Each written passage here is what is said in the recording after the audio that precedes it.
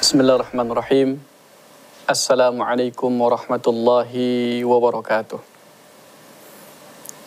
Alhamdulillahi wa kafa, wassalatu wassalamu ala nabiyil mustafa wa ala alihi wa sahbihi wa man tabi'ahum bil huda wa ba'd. Kembali kita bersyukur kepada Allah Subhanahu wa ta'ala yang Masya Allah hingga saat ini masih Allah perkenankan kita untuk bertemu kembali dalam rangka menambah wawasan keislaman kita tentang ibadah yang Allah syariatkan kepada kita melalui Nabi Muhammad sallallahu alaihi wasallam. Dan sudah selayaknya kita bersyukur kepada Allah Subhanahu wa taala atas semua nikmat yang Allah berikan kepada kita. Kalau kita ingat kembali sejarah dilahirkannya kita, satu helai benang pun tidak melekat dalam tubuh kita pada saat kita dilahirkan dari rahim ibu kita. Beriringan waktu, kita beranjak dewasa, semua sudah kita miliki. Kita sudah memiliki pakaian, kita sudah memiliki pekerjaan, kita sudah memiliki harta. Tetapi perlu diingat, pada saat semua itu Allah berikan kepada kita, bukan berarti kita ingin menampakkan kesombongan kita kepada Allah, kemudian kepada manusia makhluk Allah Subhanahu wa ta'ala. Ketika Allah berikan itu semua kepada kita, itu artinya Allah ingin menjadikan kita orang yang bermanfaat. Maka manfaatkanlah pemberian Allah kepada jalan Allah Subhanahu wa ta'ala. Itu bentuk syukur yang sebenarnya yang ada dalam agama ini, yaitu agama Islam, agama yang tentu orang-orang di dalamnya nanti insya Allah semua akan masuk surga. Amin ya rabbal alamin. Salawat dan salam kepada Rasulullah sallallahu alaihi wasallam, contoh qudwah kita, qudwah hasanah, contoh yang baik. Contoh yang baik yang mesti kita ikuti, baik dalam konsep ibadah maupun muamalah, kemudian kehidupan sehari-hari kita, sudah terletak pada diri Rasulullah sallallahu alaihi wasallam. Maka ya, senantiasalah kita belajar memahamkan diri kita bagaimana kehidupan Nabi, kehidupan ibadahnya, kehidupan muamalahnya. Kemudian juga agar suatu saat nanti kita mendapatkan syafaat dari baginda Muhammad Rasulullah sallallahu alaihi wasallam, senantiasalah tidak basan lisan kita untuk berselawat kepada beliau dengan mengucapkan Allahumma salli wa sallim wa barik alaih. Pemirsa yang Allah muliakan dan jamaah AET Travel ya, yang dimuliakan Allah Subhanahu wa ta'ala. Mudah-mudahan semua dalam keadaan sehat. Ya.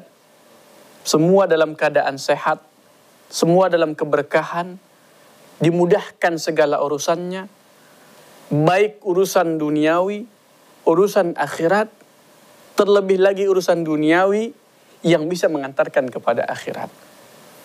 Dan insya Allah di program ini adalah bagian dari program AET Travel untuk memberikan pengembangan wawasan keislaman kita tentang ibadah yang kita lakukan. Baik ibadah mahdhah, adapun kemudian ibadah ghaira mahdhah.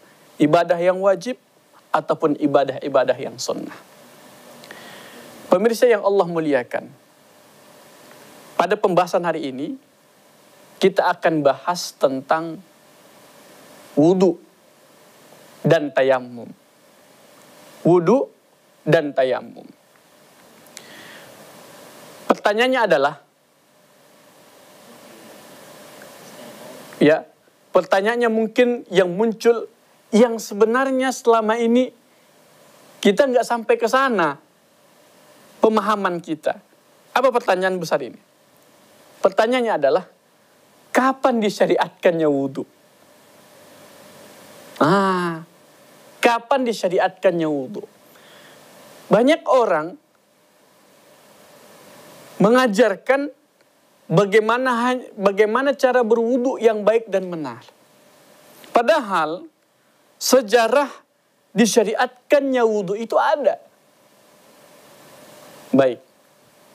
Sebelum kita membahas bagaimana cara wudu yang benar. Wudu itu bentuk cara kita membersihkan diri agar ibadah kita sah, diterima oleh Allah Subhanahu wa taala. Kapan disyariatkan wudu tersebut? Meskipun di sana ada dua pendapat para ulama. Ya. Yang pertama mengatakan wudu itu sudah ada sebelum zamannya Nabi. Atau wudu itu sudah disyariatkannya wudu itu setelah 10 tahun kenabian tersebut. Kemudian pendapat yang kedua, ya, wudu itu disyariatkan bersamaan setelah Isra Mi'rajnya baginda Muhammad sallallahu alaihi wasallam. Namun kapan disyariatkannya setelah Isra Mi'raj tersebut? Setelah terjadinya Isra Mi'raj 16 bulan kemudian. Nah, disinilah disyariatkannya wudu tersebut. Nah, ini kan kita jarang kita tahu yang hal seperti ini. Kita memang sepele gitu.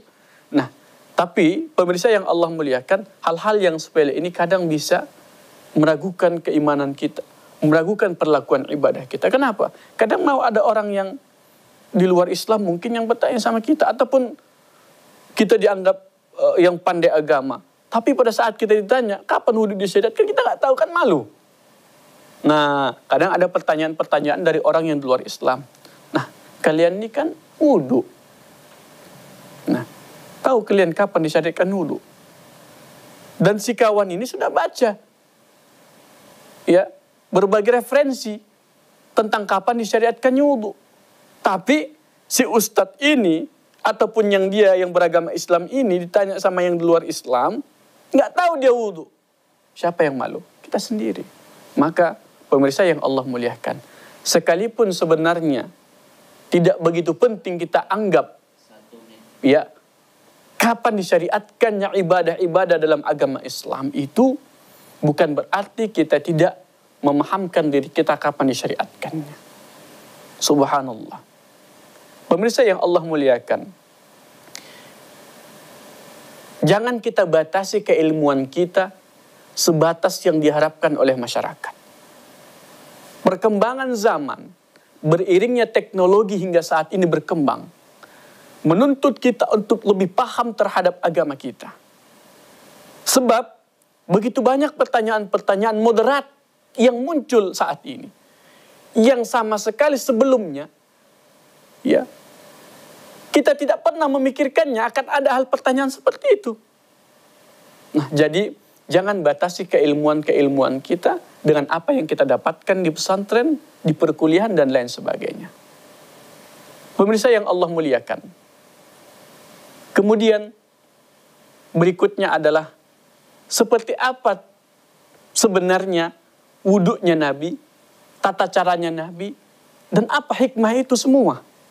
Insya Allah semua yang kita sampaikan tadi tentang wudunya Nabi seperti apa, hikmahnya apa, tata caranya apa, insya Allah kita akan lanjutkan setelah jeda berikut ini, insya Allah.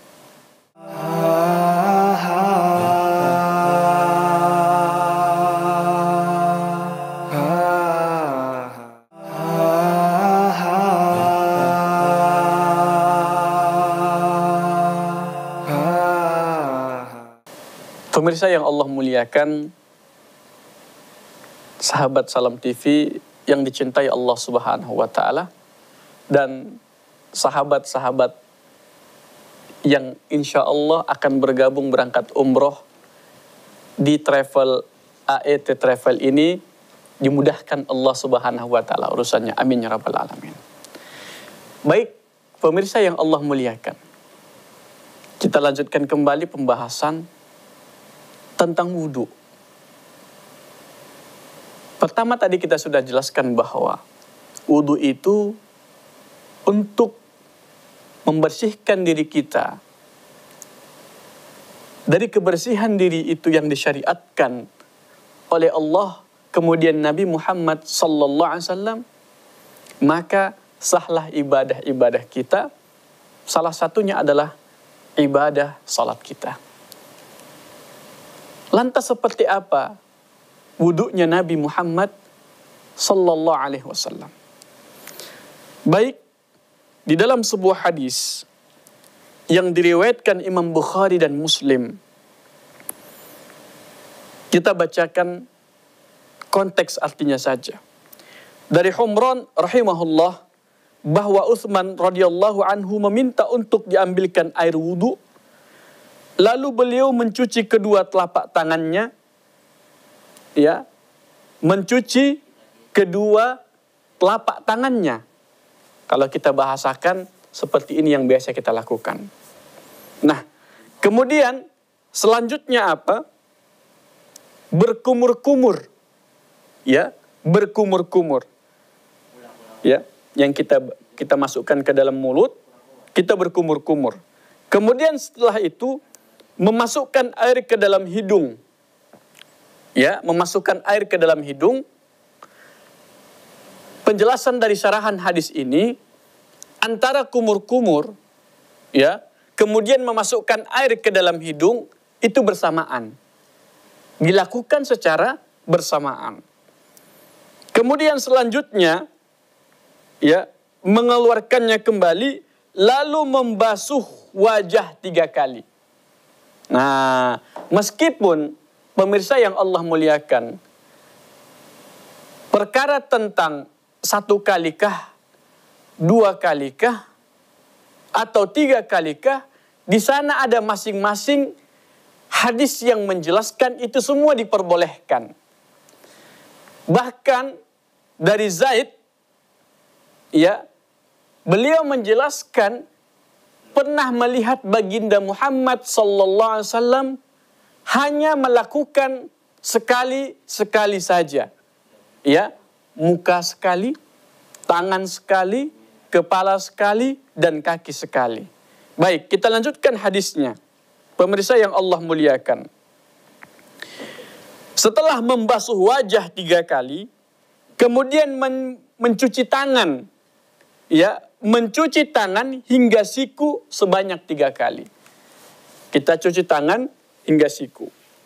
Bahkan di dalam sebuah hadis yang lain, ada seorang sahabat yang dia itu, ya, bisa nanti baca dalam kitab Umdatul Ahkam, di sana membahas tentang hadis-hadis berkaitan tentang wudu. Ada seorang sahabat yang dia itu sampai membasuh tangannya sampai ke pundaknya. Ya, sampai ke pundaknya. Pada saat itu dia ditanya oleh sahabat yang lain, kenapa engkau lakukan sampai ke pundak? Padahal yang dianjurkan itu sampai ke siku. Beliau menjawab, aku takut, ya, aliran air yang ku arahkan ke tanganku tidak sampai ke siku. Maka untuk menjaga, ya, agar air itu mengalir sampai ke siku, aku sampaikan ke pundakku sini. Subhanallah. Begitulah sahabat luar biasanya, ya. Betapa perhatiannya sahabat melakukan ibadah-ibadah yang kita anggap sebenarnya selama ini ibadah itu sepele sekali. Tapi lihat luar biasa para sahabat. Subhanallah. Lantas perbedaan antara kita dengan sahabat seperti apa? Sangat-sangat jauh sekali. Subhanallah. Mudah-mudahan yang kita anggap sepele selama ini, ya, dengan kesombongan yang kita punya, dengan keilmuan yang sedikit sudah kita sombongkan di hadapan makhluk. Mudah-mudahan Allah memaafkan kita. Amin ya rabbal alamin. Jadi kita basuh tangan kita sampai ke siku. Atau dalam hadis dikatakan ilal marafiq, sampai ke siku. Kemudian selanjutnya ya, demikian juga tangan kiri, ya, habis tangan kanan, kemudian setelah itu tangan kiri, kemudian mengusap kepala. Nah, di penjelasan hadis ini, ya, dalam kitab Umdatul Ahkam juga dijelaskan bahwa, atau kitab-kitab yang lain, Imam Malik, kemudian Imam Abu Hanifah atau Imam Hanafi, kemudian Imam Ahmad menjelaskan bahwa, ya, mencuci kepala itu cukup hanya sekali saja. Berbeda pada pendapat madhab Syafi'i. Kalau madhab Syafi'i, beliau menyampaikan kepada kita bahwa tetap dibasuh sebanyak 3 kali. Nah, lantas bermasalah enggak perbedaan-perbedaan seperti ini? Tidak. Karena masing-masing mereka mengeluarkan dasar dalil atas perbuatan yang mereka lakukan. Luar biasa para ulama itu. Ya, mereka paham tentang hadis-hadis, kemudian mereka paham bagaimana mengelompokkan hadis itu, ya, kemudian mereka paham bagaimana menjelaskan kepada para masyarakat pada saat itu. Luar biasa.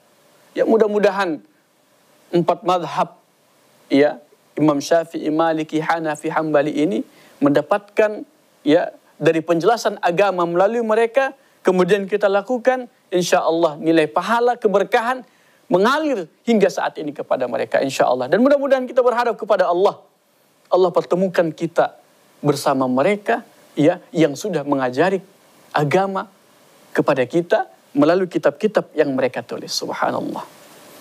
Kemudian, ya, selanjutnya, pemirsa yang Allah muliakan, mencuci kaki kanan hingga mata kaki sebanyak 3 kali. Ya, ada mata kaki kita yang paling bawah, itu sebanyak 3 kali. Hati-hati, ya. Jangan sampai kita kena hadis diancam orang yang berwudu tidak sampai mata kaki. Ancamannya adalah minan nar. Ya, ancamannya api neraka. Kenapa? Para ulama menjelaskan kenapa ancamannya neraka. Karena ditakutkan salatnya tidak sah. Ya, ditakutkan salatnya tidak sah. Pemirsa yang Allah muliakan, seperti itu dibasuh, ya, kaki kanan sebanyak 3 kali sampai mata kaki, kemudian juga, ya, dibasuh kaki kiri sebanyak 3 kali sampai mata kaki.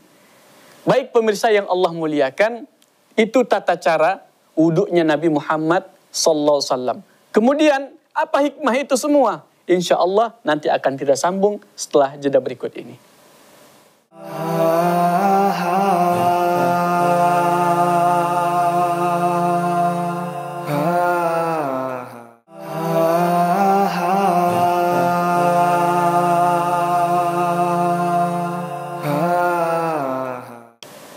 Subhanallah pemirsa yang Allah muliakan, pada saat ini, ya, setelah tadi kita sudah menjelaskan tata cara dari wuduknya Nabi, insya Allah kita akan sampaikan sedikit tentang hikmahnya, kemudian seperti apa tayamum yang benar. Baik, kita lanjutkan pembahasannya, pemirsa yang Allah muliakan. Ada sedikit yang perlu kita sampaikan lagi tentang wudhu itu. Perihal tentang membasuh wajah. Imam Nawawi mengatakan dalam syarahan hadis bahwa membasuh wajah itu yang terakhir ditumbuhi oleh rambut. Nah, jadi sampai mana rambut kita tumbuh, sampai disitulah dibasuh wajah kita. Baik. Niat wudhu itu cukup dengan Bismillahirrahmanirrahim. Oke. Kemudian setelah kita berwudu, apa yang seharusnya kita baca? Yang kita baca adalah, dengarkan baik-baik ya, agar kita nggak lupa, karena kadang kita sering ngambil wudu habis itu langsung berangkat sholat. Padahal ada nilai yang luar biasa dalam doa itu. Pada saat kita selesai wudu, maka jangan lupa kita berdoa, asyhadu an la ilaha illallah wahdahu la syarikalah wa asyhadu anna Muhammadan abduhu wa rasuluh. Allahumma ja'alni minat tawwabina wa ja'alni minal mutatahhirin. Kemudian setelah itu disunnahkan kita untuk melaksanakan salat sunnah 2 rakaat, atau kita bahasakan salat sunnah wudu. Ya, karena memang pada saat itu ketika ada seseorang yang terdengar suara kakinya di dalam surga, kemudian Rasulullah heran. Siapa ini orang yang injakan kakinya sampai ke dalam surga? Ternyata orang tersebut adalah yang membiasakan dirinya pada saat setelah wudu, dia salat sunnah wudu. Bahkan jumhur ulama mengatakan bahwa perihal tentang salat sunnah ini, kemudian perihal tentang wudu tadi, kemudian membaca doa setelah wudu, jumhur ulama menyampaikan kepada kita bahwa insya Allah dosa-dosa setiap anggota tubuh yang kita lakukan berwudu akan dihilangkan dosa-dosa dari perbuatan anggota wudu tersebut. Subhanallah. Luar biasa. Bayangkan, kita selalu menjaga wudu kita.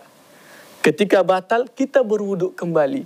Anggota tubuh yang terkena wudu, Allah hilangkan dosa-dosa akibat perbuatan anggota wudu tersebut. Subhanallah. Karena kita nggak tahu. Boleh jadi wajah kita gunakan untuk melihat orang melakukan kemaksiatan, atau kita bahkan ikut. Begitu juga dengan tangan kita. Begitu juga dengan kaki kita. Ketika kita senantiasa menjaga wudu, Allah hilangkan dosa-dosa kecil kita. Subhanallah. Pemirsa yang Allah muliakan, itu perihal tentang wudu. Bayangkan begitu besarnya rahmat Allah kepada kita. Dengan wudu yang sempurna saja, Allah menginginkan kebaikan buat kita dengan menghilangkan dosa-dosa kita. Itu perihal wudu sudah kita sampaikan, mudah-mudahan dapat dipahami. Baik, kita beranjak kepada tayamum. Kenapa kita akhirkan pembahasan tayamum? Karena memang tayamum ini pembahasannya sangat-sangat singkat sekali. Dikatakan dalam Al-Quran, فَإِلَّمْ تَجِدُ مَاءً فَتَيَمَّمُوا صَعِيدًا. Kalau kita tidak mendapati air, maka kita disunnahkan untuk berwudu kalau tidak mendapatkan air. Bagaimana cara tayamum tersebut? Ya, kita tahu bahwasanya ada keagungan dan kemuliaan yang Allah berikan kepada Nabi Muhammad sallallahu alaihi wasallam. Ya, salah satunya adalah ju'ilal ardu masajid. Dijadikan hamparan bumi ini sebagai tempat sujud. Maka sebagian ulama berpendapat, debu-debu yang ada di tanah itu bisa dijadikan untuk tayamum. Ataupun di mana saja, contoh ada debu sedikit di meja, kemudian di dinding. Nah, seperti apa tayamumnya? Tayamumnya itu kita letakkan tangan kita dengan seperti ini, ya, mungkin ke meja seperti ini. Kemudian bisa kita hembus, baru kita usap wajah kita. Oke, kita usap wajah kita sesuai dengan apa yang disampaikan Imam Nawawi tadi. Yang diusap itu hanya yang tidak tumbuh rambut. Diusap, ya. Diusap seperti ini. Kemudian, ya, tangan kita. Tapi ingat, yang di sini tidak lagi. Oke? Yang di sini tidak lagi. Kenapa yang di sini tidak lagi? Karena kita sudah selesaikan kebersihannya pada saat kita meletakkan tangan kita ke tempat debu yang suci tadi. Oke. Kemudian tangan kita, ya, setelah wajah tadi tangan sampai pergelangan tangan, ya meskipun ada pendapat lain katanya sampai marofik juga. Tapi yang jumhur ulama mengatakan sampai telapak tangan saja. Dan ini tidak ya, bagian kalau orang bilang bagian belakang tangan ini, telapak tangan. Di sini saja, yang di sininya. Ini tidak perlu karena ini sudah suci. Awalnya pada saat kita meletakkan tangan kita ke tempat tubuh tersebut. Nah, itu luar biasanya Islam itu. Mudah, tapi jangan dimudah-mudahkan. Ya. Kalau ada yang mengatakan luar biasa, Islam itu sulit kali. Enggak ada yang sulit. Ya. Kalau kita belajar, kita mendapatkan kemudahan-kemudahan dalam ibadah itu. Yang mengatakan ibadah itu sulit apa? Karena kita nggak paham tata caranya.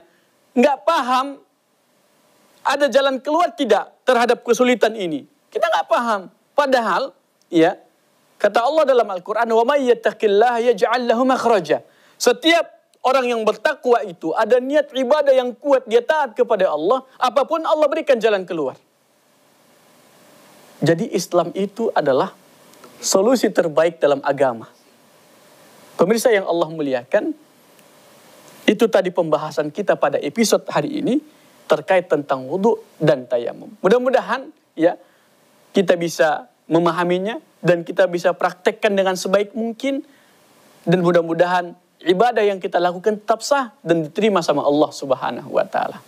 Pemirsa yang Allah muliakan, demikianlah yang dapat kita sampaikan pada hari ini. Mudah-mudahan bermanfaat. Kita akhiri dengan doa kafaratul majelis. Subhanaka Allahumma bihamdik, asyhadu an la ilaha illa anta astaghfiruka wa atubu ilaik. Wassalamualaikum warahmatullahi wabarakatuh.